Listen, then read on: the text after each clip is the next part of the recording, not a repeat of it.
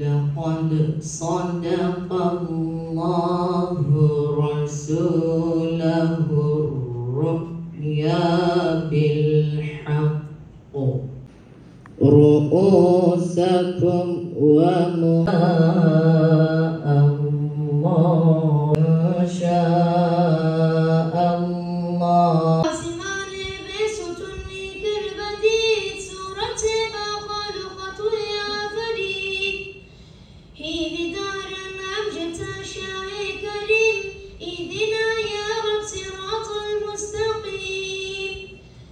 صلاة الله سلام الله عليك يا رسول الله محمد رسول خدا شقاص خشها حبيب الله. Ve işte Cenab-ı Allah o dönüşte Cenab-ı Allah'ın Hazreti Peygamber'e verdiği ilk emri ikra kelimesinin adeta biz temsilcileriyiz diye haykırıp meydana atılan gençlerdir, delikanlılar.